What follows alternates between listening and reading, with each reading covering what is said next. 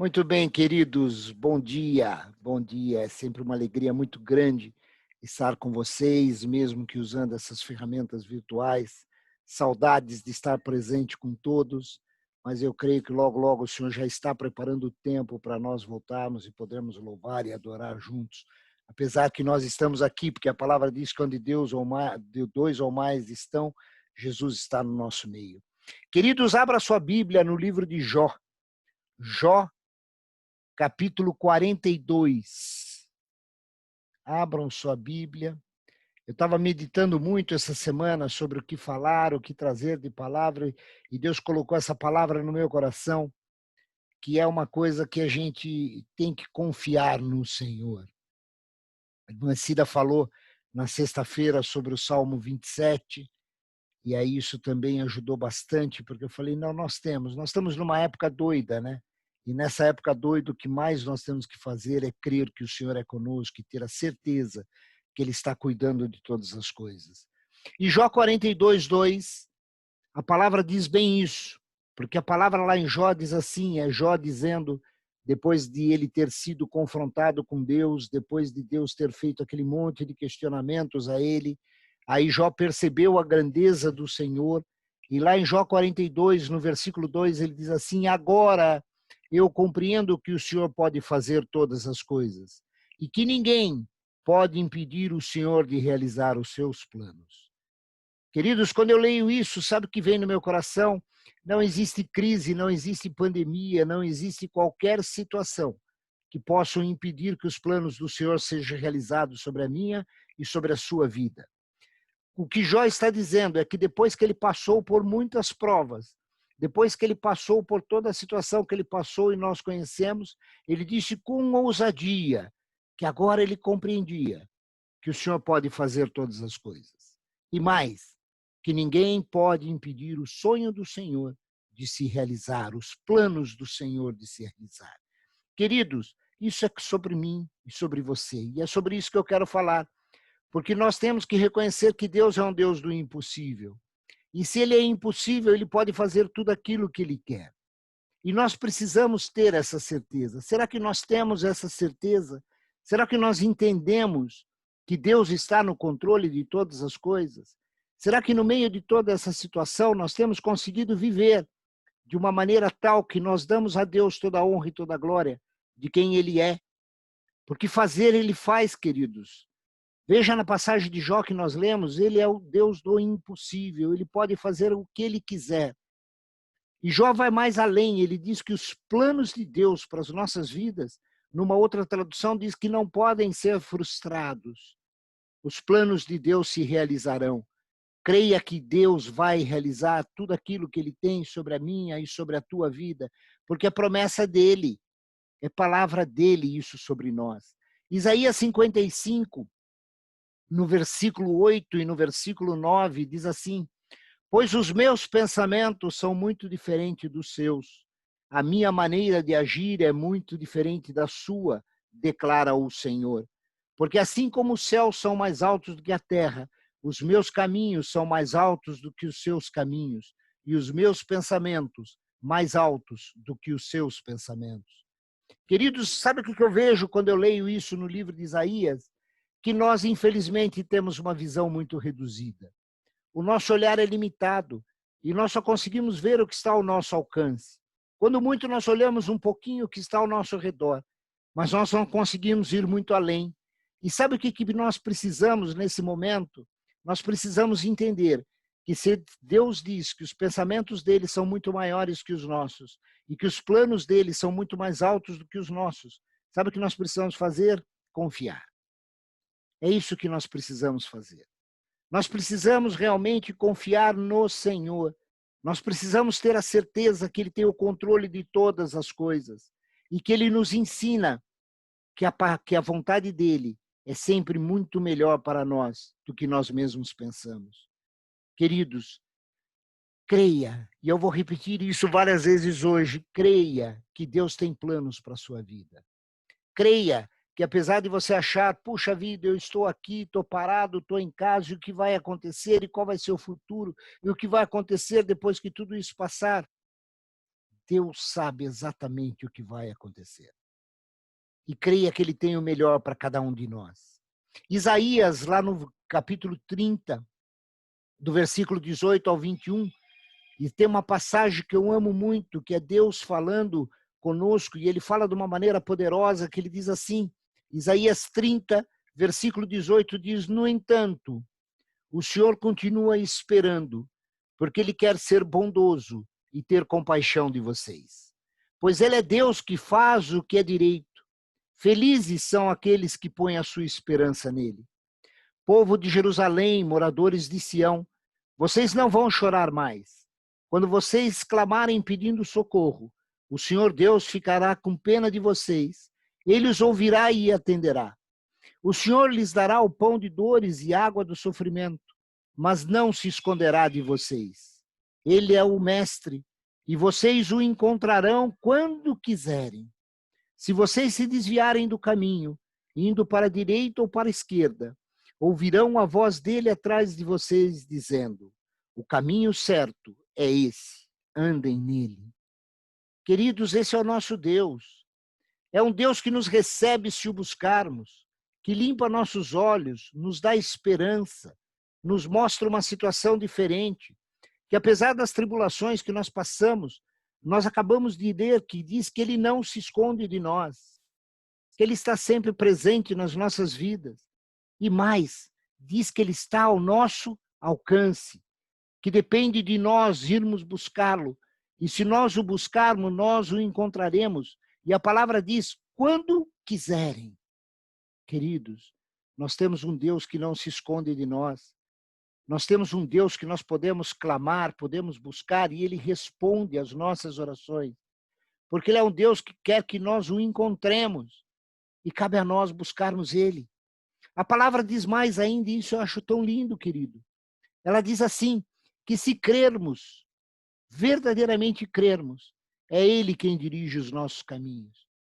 E Ele dirige os nossos caminhos de tal maneira que se nós começarmos a andar por caminhos errados, nós acabamos de ler, diz que a voz dele atrás de nós dirá, esse não é o caminho certo, ande pelo caminho certo. Além de tudo, ele é um Deus que nos guia pelo caminho que Ele quer que nós andemos. Esse é o nosso Deus, queridos.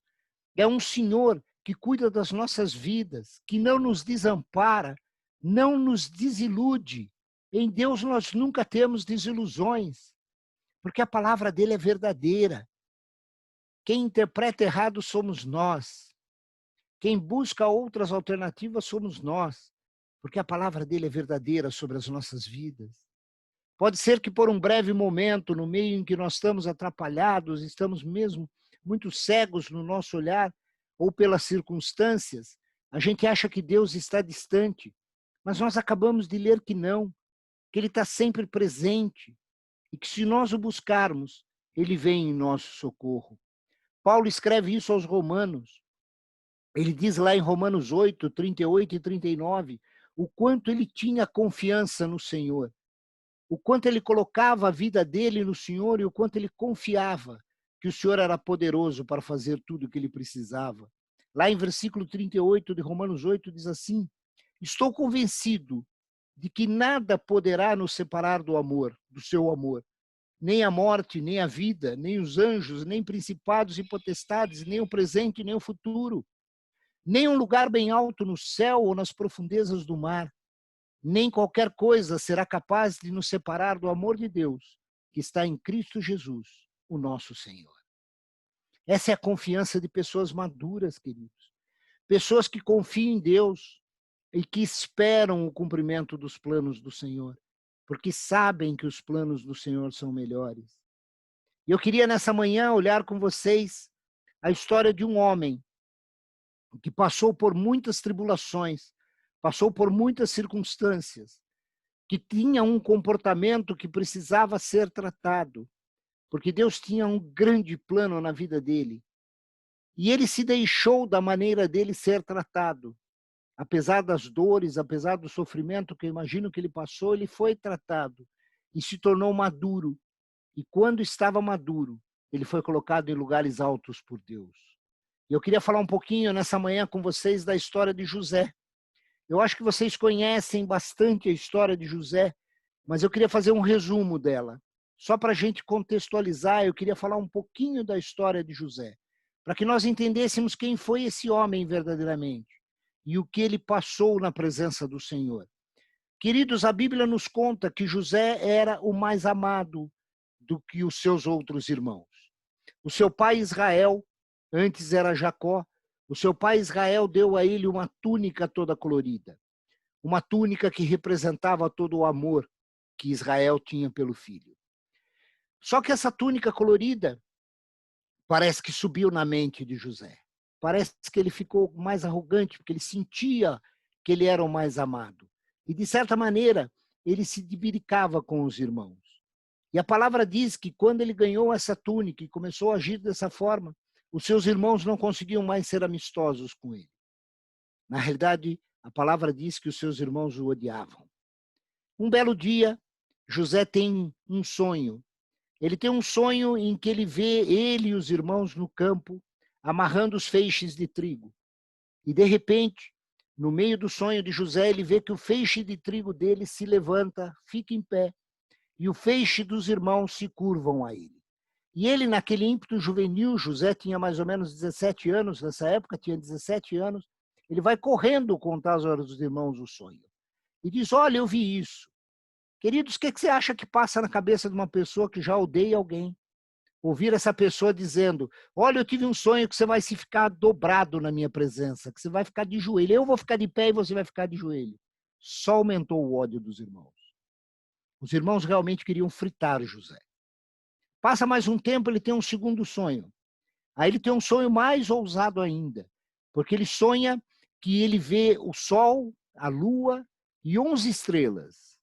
E ele se vê no centro de tudo isso, e o sol, a lua e as 11 estrelas se dobram a ele.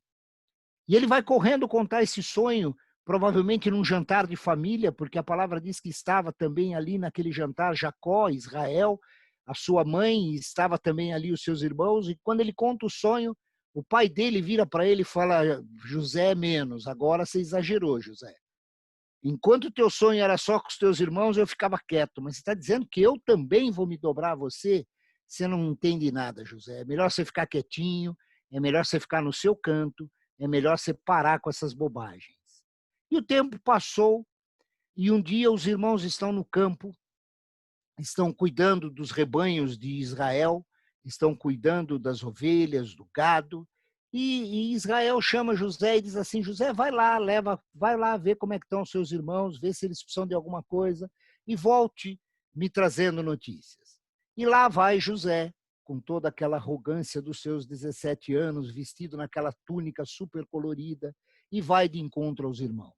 Os irmãos veem ele de longe e dizem assim, ixi, lá vem José.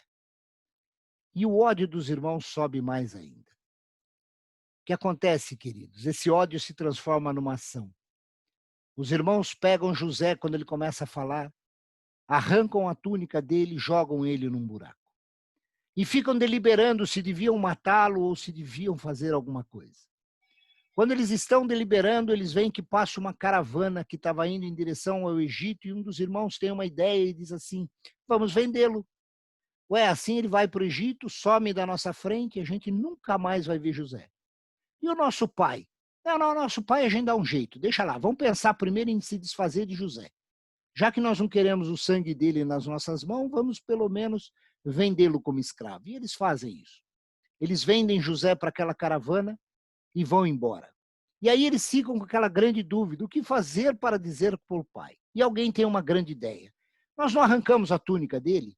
Vamos aqui sacrificar um bode, pegar o sangue do bode, encharcar a túnica de José e nós vamos dizer que ele foi atacado por um leão. E quando nós chegamos já era tarde, não deu para salvá-lo e o leão despedaçou José. E eles fazem isso. O pai fica muito triste, é claro, era o filho amado, mas ele fica curtindo o seu luto. E José é levado ao Egito. E aí começa o tratamento de Deus na vida de José. Primeira coisa que acontece com José é que ele é vendido à casa de um homem chamado Potifar.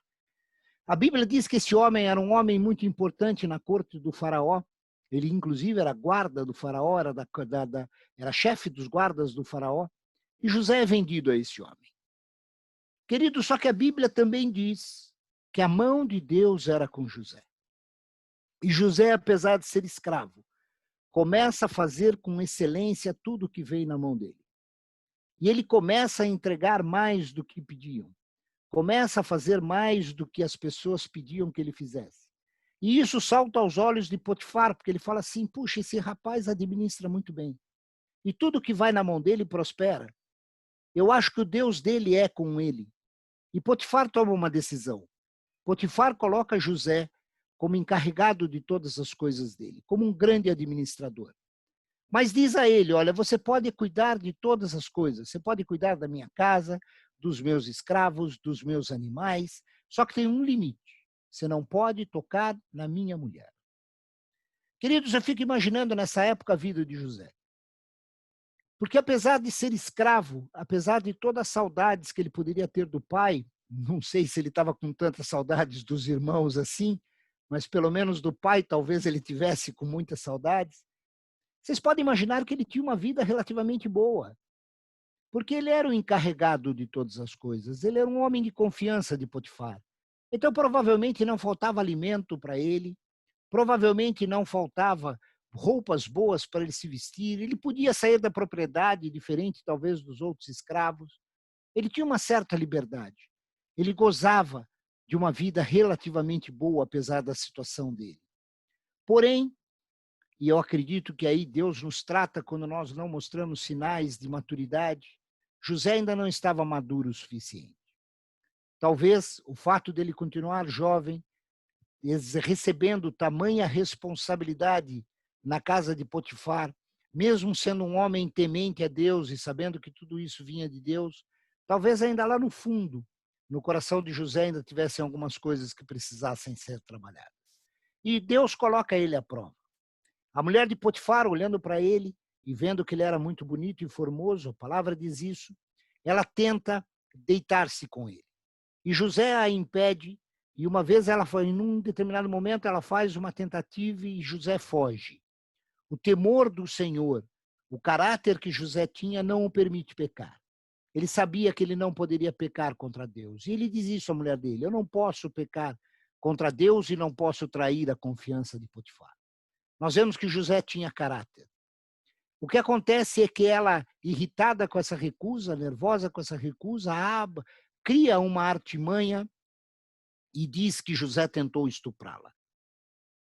José é preso. Toda aquela vida relativamente boa que ele tinha, agora ele perde e vai para uma prisão. Eu não creio que as prisões egípcias fossem coisas boas, mas ele vai para uma prisão. Acredito que nenhuma prisão é uma coisa boa. E José é levado para a prisão. Vejam que ele poderia ter sido morto pelo crime que ele fez. Mas Deus tinha um plano na vida de José. E, queridos, deixa eu dizer uma coisa para você. Nós não morreremos antes que o plano de Deus se cumpra nas nossas vidas. Porque Deus tem propósito para cada um de nós. E por causa desse propósito, Ele nos guarda. Como nós lemos lá em Isaías, o plano dele é muito maior do que o nosso. Nós só conseguimos ver aquilo que está aos nossos olhos. Quando muito, um pouquinho mais. Mas a gente não consegue ter a visão de todo o plano de Deus. E Deus tinha um plano ainda para José. E mesmo na mais profunda dor, porque eu acho que aí houve uma dor em José, ele é levado a uma prisão. Mesmo nessa mais profunda dor, Deus continua tratando José como nos trata. Por quê? Porque Ele quer que nós sejamos aprovados, que nós aprendamos aquilo que Ele está ensinando. Só que José tinha uma característica. Ele não conseguia fazer as coisas pela metade, ele não conseguia fazer as coisas de qualquer maneira. E a palavra diz que Deus era com ele na prisão, e como ele sabia que Deus era com ele, tudo o que pediam para que ele fizesse, ele fazia com excelência. Ele fazia muito bem feito.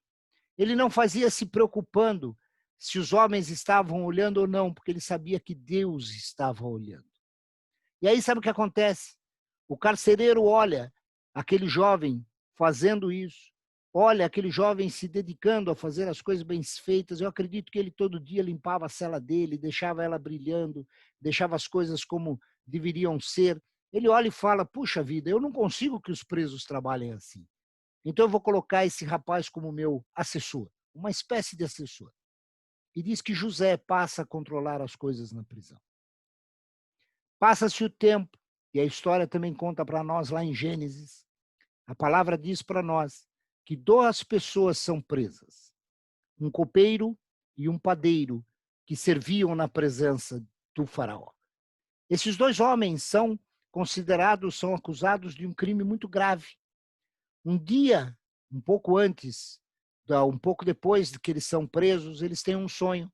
Os 2 têm um sonho. Ambos têm sonhos inquietantes. E os 2 contam os sonhos a José. José interpreta os sonhos de ambos e diz para o padeiro, olha, padeiro, infelizmente, o teu sonho quer dizer o seguinte, você vai morrer daqui 3 dias. O teu sonho diz que vão descobrir que foi você que era o criminoso e vão te matar. E o copeiro, quando espera a revelação do sonho, e eu acredito que depois de ter ouvido o que aconteceu sobre o padeiro, eu imagino como estava o copeiro recebe a seguinte palavra de José, copeiro, o teu sonho diz que daqui os mesmos 3 dias, Faraó vai reconhecer que você foi punido de forma inocente, você era inocente, e então ele vai te restituir tudo aquilo que você fazia, e você voltará a servir na casa do faraó. Isso acontece. Depois de 3 dias, o padeiro é condenado à morte e o copeiro é solto. E um pouquinho antes do copeiro sair da prisão, José vira para ele e diz assim, copeiro, lembra que fui eu que te dei a palavra de profecia, fui eu que interpretei o seu sonho. Como você vai estar na frente do faraó, fala de mim para o faraó. Fala que eu sou bom e que eu estou preso injustamente. E o faraó e o copeiro voltam a servir na casa de Faraó. Sabe o que acontece, queridos? Nada. O copeiro não se lembra de José. Porque quando Deus quer nos tratar, ele faz com que pessoas que poderiam nos ajudar se esqueçam de nós. Porque quem tem que saber o momento, quem tem que ter o tempo controlado nas suas mãos é Deus. Por isso que muitas vezes a gente fala assim, puxa vida, eu ajudei tanto aquele irmão e aquele irmão parece que esqueceu de mim. Não, queridos, não é que ele parece que esqueceu, é que Deus não quer que ele se lembre de você. Porque Deus ainda tem coisas a tratar na sua vida. Para que você possa usufruir e colher os frutos de coisas muito melhores do que nós mesmos pensamos. E o tempo se passam quase 2 anos. E depois desses 2 anos, o faraó tem um sonho muito inquietante. E a hora que o faraó tem um sonho muito inquietante, aí sim, o copeiro se lembra de José. E diz ao faraó, faraó, eu conheci um rapaz lá na prisão, um jovem, que ele sabe interpretar sonhos. E se o senhor quiser, eu trago ele aqui. E o faraó, já desesperado, porque ele tinha contado o sonho a todos os sábios do Egito e ninguém havia revelado, ele concorda que José venha. E quando José vem, José interpreta o sonho do faraó, vocês sabem a interpretação, José fala dos 7 anos de bonança, de colheitas amplas e maravilhosas, e depois fala sobre 7 anos de seca e fome sobre a terra.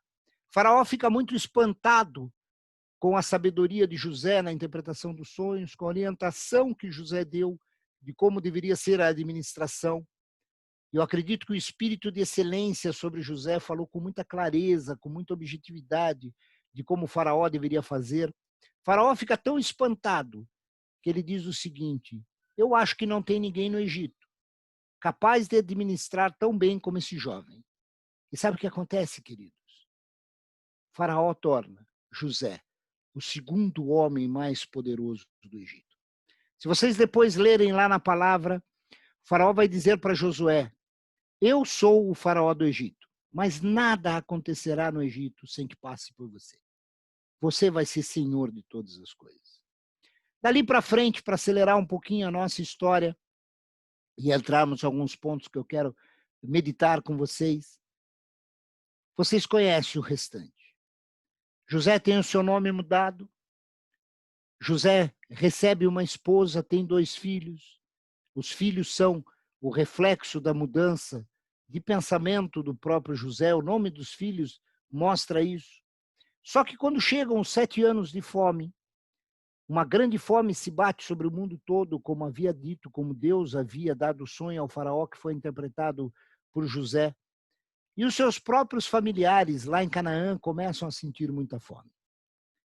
E aí Israel, ele diz aos filhos: olha, parece que no Egito tem muita fartura. Peguem aqui esse dinheiro e vão até o Egito e comprem comida. Quando eles chegam lá, José os reconhece, mas eles não reconhecem José.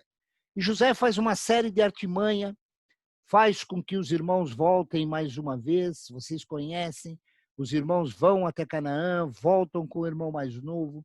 José faz uma artimanha nesse momento para que o irmão mais velho possa, de alguma maneira, acusar os irmãos de roubo. Mas veja, ele não queria acusar os irmãos de roubo porque ele queria usar o seu poder. Ele faz isso simplesmente para que ele pudesse se revelar de uma outra forma aos irmãos. E vocês conhecem a história. Vocês conhecem, chega num determinado momento que o próprio José não aguenta, ele se revela aos irmãos, existe uma reconciliação. José perdoa os irmãos. Queridos, se você parar para pensar, eu não sei como seria o seu pensamento, é claro que José foi transformado por Deus, mas ele foi jogado num buraco pelos irmãos. Ele foi tratado com ódio pelos irmãos. E agora lá estava ele, o segundo homem mais poderoso do Egito, o homem que poderia decidir a sorte dos irmãos. E sabe o que ele faz? Ele perdoa os irmãos. Ele derrama de perdão. E ele vira para os irmãos e ainda diz: voltem, busquem meu pai, busquem os seus outros irmãos, os servos do meu pai, busquem tudo que vocês têm em Canaã e venham para a terra do Egito. Porque aqui eu falarei com o faraó, ele dará terras prósperas para nós, terras férteis, e nós ficaremos morando aqui, sem preocupação com a alimentação e ainda protegidos pelo Egito. Queridos, essa é, de maneira bem geral, bem rápida, a história de José, uma história muito bonita que nos ensina várias lições, que eu recomendo que vocês leiam lá em Gênesis, a partir do capítulo 40 de Gênesis, 38 de Gênesis. Leiam essa história porque vale muito a pena conhecer a história de José. Mas eu queria destacar 4 coisas nessa manhã.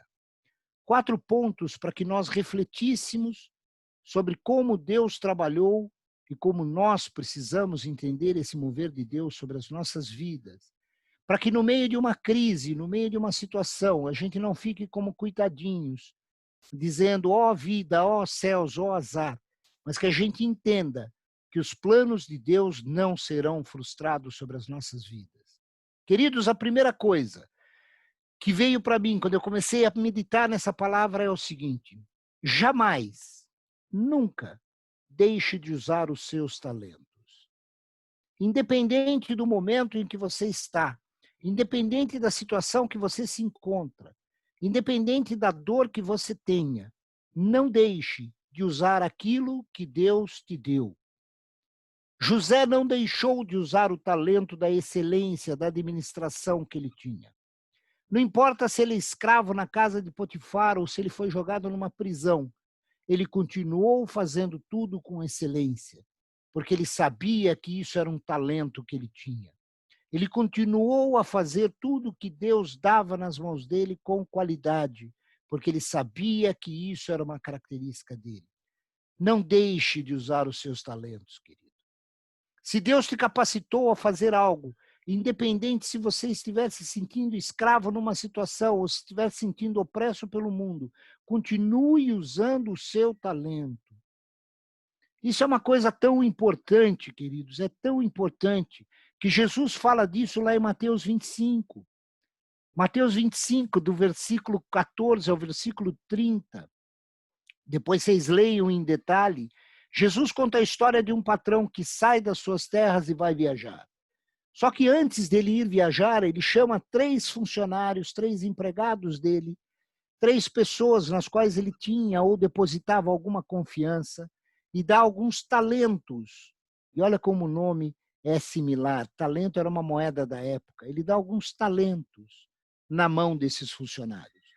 Para um funcionário ele dá 5 talentos, para o outro ele dá 2 e para o outro ele dá 1. O que acontece é que passa o tempo e ele volta. E ele chama esses 3 funcionários e diz assim: o que vocês fizeram com os talentos que eu dei para vocês? O primeiro, que tinha recebido 5, volta correndo e diz assim: Senhor, eu negociei os talentos que você me deu. E eu fiz bons negócios. E agora, ao invés de 5 talentos, eu tenho 10. E o patrão diz: ótimo, você usou bem. Eu vou te recompensar. E o recompensa muito bem. Para o outro, que tinha recebido 2 talentos, ele diz assim: e você o que fez? Ah, eu peguei os 2 talentos e consegui gerar 4 talentos. Muito bem, muito bem. Vai aqui e recebe também uma grande porção como prêmio pelo seu desempenho. E chama o terceiro e diz assim: e você? O que você fez? Ele fala: não fiz nada. O senhor me deu um talento, mas como o senhor é um cara que cobra muito, o senhor é um cara que põe muita pressão em cima, eu fiquei com medo e eu falei: vai que eu faço alguma bobagem com esse talento, e eu o escondi. Então eu estou te devolvendo um talento. Ele fala: como?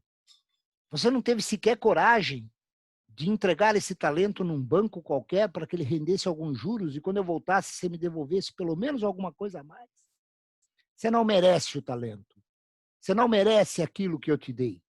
E porque você não merece, você vai perder tudo que você tem. E você vai ser enviado a um lugar que existe choro e rangeres de dentes. Querido, a questão de talento é complicado na palavra. Porque Deus nos capacita. E um belo dia ele vai cobrar o que nós fizemos com aquilo que ele nos deu.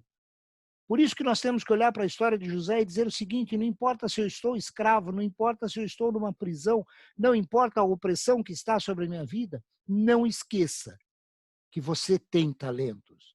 Não esqueça de continuar usando tudo aquilo que Deus lhe deu, porque um dia ele vai cobrar.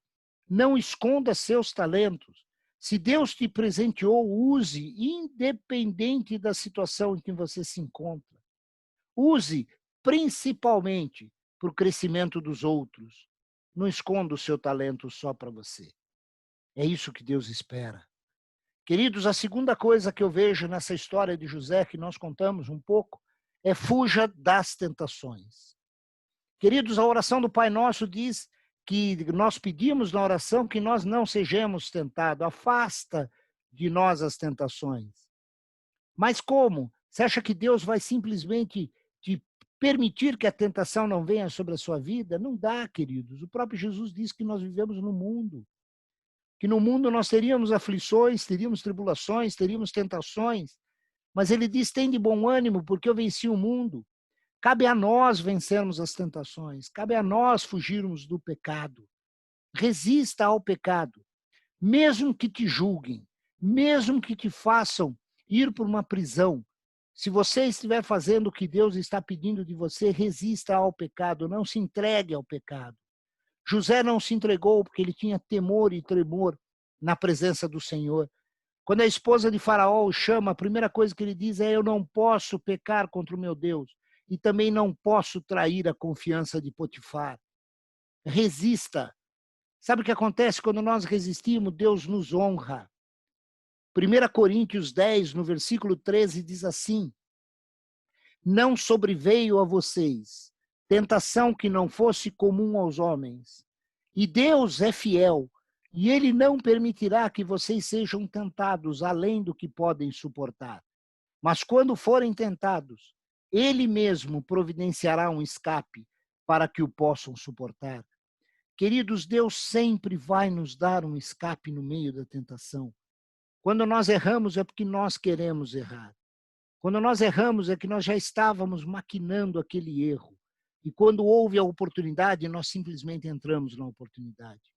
O que acontece é que nós buscamos justificativas em nós, justificativas nas situações, justificativa nas coisas que estão ao nosso redor para dizer o porquê nós erramos. Mas a gente nunca tem coragem de olhar para dentro de nós mesmos e dizermos: de fato eu errei porque eu quis errar. Eu errei porque eu não quis fugir da tentação. Eu errei porque o temor de Deus não era aperfeiçoado em mim. Porque se Adão tivesse essa coragem, queridos, ele tinha dito a Deus: eu comi porque eu quis. Eu comi porque me pareceu agradável. Eu comi porque eu queria ter o conhecimento do bem e do mal. Queridos, fuja sempre da tentação. Afasta-se daquilo que possa te fazer pecar. Cada um de nós conhece a nossa fraqueza. Fuja daquilo que te faz pecar, porque isso pode te afastar do amor de Deus. Hebreus 2:18 diz assim: porque tendo em vista que ele mesmo sofreu quando tentado, ele é capaz de socorrer aqueles que também estão sendo tentados. Essa passagem está falando de Jesus, queridos. Sabe por que Jesus é poderoso para nos socorrer? Porque ele foi tentado em todas as coisas que vêm sobre o ser humano. Ele foi tentado em todas as vontades que o ser humano tem, é o que diz a passagem que nós lemos em Hebreus. Porém, ele não pecou. Ele conseguiu fugir de todas elas. E se nós estivermos com os nossos olhos focados em Jesus, nós vamos nos fortalecer. Por isso que Paulo diz: mantenha os seus olhos fixos no autor e consumador da nossa fé. Porque é ele que nos sustenta, é ele que nos dá coragem de fugir do pecado, é ele que nos coloca numa situação que nós podemos resistir.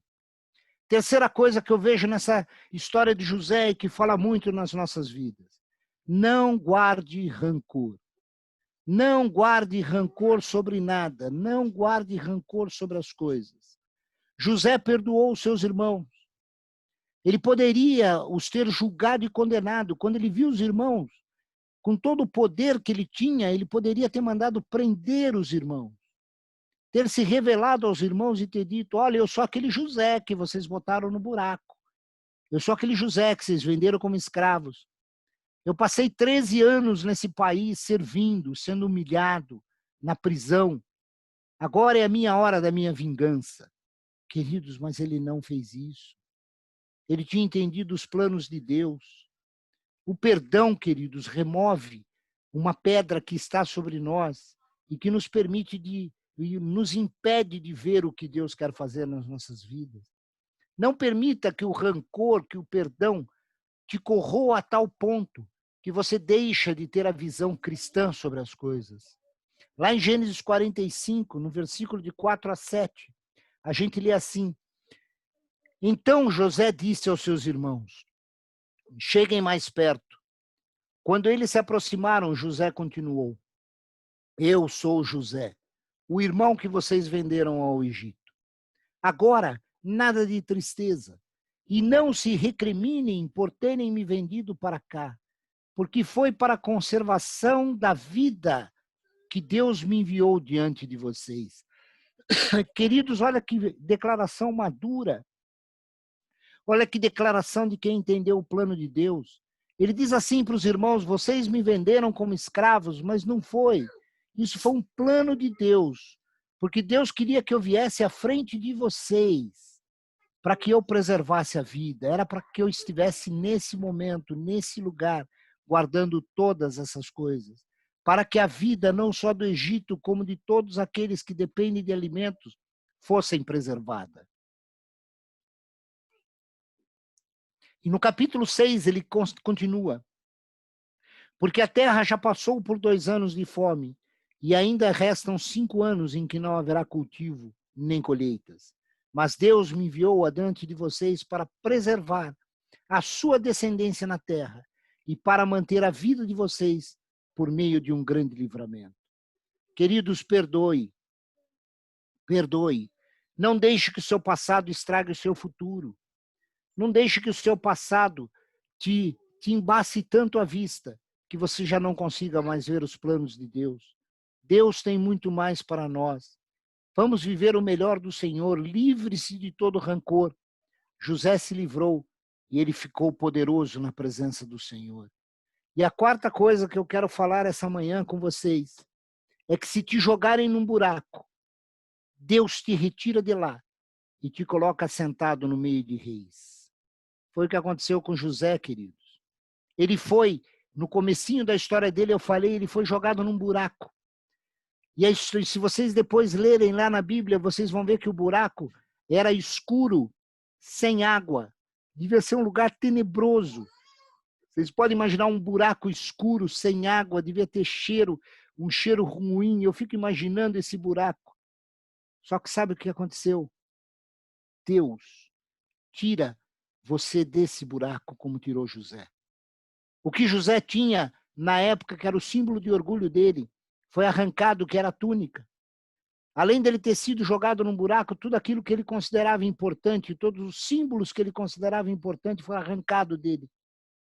Só que Deus pegou José daquele buraco, restaurou a vida dele, aperfeiçoou a vida dele, tornou-o maduro e fez José ser transformado em alguém que foi preservar a vida de todos aqueles que dependiam de alimento, de toda a humanidade conhecida naquela época. Queridos, os planos de Deus são perfeitos.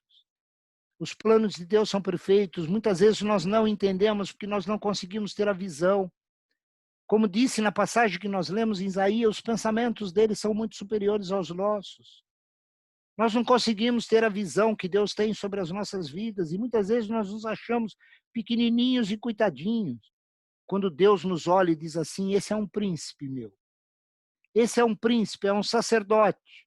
É alguém que eu vou usar de maneira poderosa naquela terra. Queridos, e nós não temos noção do que é isso. Mas eu sei que Deus tem a noção exata de o que nós somos e o que nós representamos para Ele. Por isso que nós temos que confiar, nós temos que acreditar que Deus está cuidando de nós em todo o tempo, que não cai um fio do cabelo nosso sem que Deus queira. E Jesus fala isso. Para encerrar, queridos, eu queria ler o que está lá escrito em Mateus 6, do versículo 25 ao versículo 34. Prestem atenção nas palavras de Jesus, porque é Ele que está dizendo isso para nós essa manhã. A palavra diz assim, portanto, minha palavra é a seguinte, não fiquem preocupados a respeito de coisas, com a própria vida, quanto ao que comer ou beber, nem com o seu próprio corpo, quanto ao que vestir. Não é a vida mais importante que a comida, e o corpo mais importante que a roupa. Olhem os passarinhos do céu. Eles não se preocupam com a comida. Eles não precisam semear, nem colher, ou guardar a comida em depósitos, pois o Pai Celeste os alimenta. Será que vocês não valem muito mais do que passarinhos? Será que, com todas as preocupações juntas, vocês poderão acrescentar um único momento à vida de vocês? E por que ficar preocupado com a roupa? Olhem os lírios do campo. Eles não trabalham nem tecem. No entanto, nem o rei Salomão, em toda a sua glória, se vestiu como qualquer um deles. Se Deus cuida tão maravilhosamente das flores, que hoje estão aqui e amanhã já desapareceram, será que Ele não vai, com toda certeza, cuidar de vocês, gente de pequena fé? Portanto, não se preocupem de forma alguma com a necessidade de comida ou bebida ou com a roupa. Não sejam como os pagãos, pois eles é que têm intenso interesse nessas coisas. Mas o Pai Celeste sabe muito bem que vocês precisam delas. Coloquem, pois, em primeiro lugar o reino de Deus e a sua justiça, e Ele dará a vocês todas essas coisas. Portanto, não fiquem preocupados com o dia de amanhã. Deus cuidará do dia de amanhã para vocês também. Já é suficiente a carga de cada dia. Queridos, quando eu olho isso, e olho para a vida de José, sabe o que eu percebo? Que ele colocou em primeiro lugar o reino. Que ele colocou em primeiro lugar o reino de Deus e a sua justiça, e tudo que ele fazia era baseado nesse conhecimento do reino e da justiça. E por isso, ele recebeu todas as coisas. Qual é a sua preocupação? Qual a situação que você está passando? Qual a pessoa ou qual a coisa que está te incomodando a tal ponto que você às vezes fica achando que Deus se esqueceu de você? Coloca tudo isso na mão de Deus, queridos. Deixa Deus agir, porque o plano dele, com certeza, é muito maior e muito melhor do que os nossos. Ore, coloque na presença do Senhor o que te incomoda e deixa Deus agir sobre a sua vida. Eu queria, queridos, que nessa manhã nós pudéssemos orar. Eu vou pedir ao pastor Manuel que faça a oração. Vou pedir ao Fernando que faça um louvor também, para que nós possamos colocar as nossas vidas na mão de Deus e entendermos que o plano dele é melhor. Não importa se nós estamos numa pandemia, não importa se nós estamos isolados em casa, não Nossa, essa é importa. muito Deus baixa. é conosco. Deus o tempo todo tem cuidado de nós, porque os planos dele são muito maiores e melhores do que os nossos. Amém, queridos? Que Deus abençoe a todos vocês.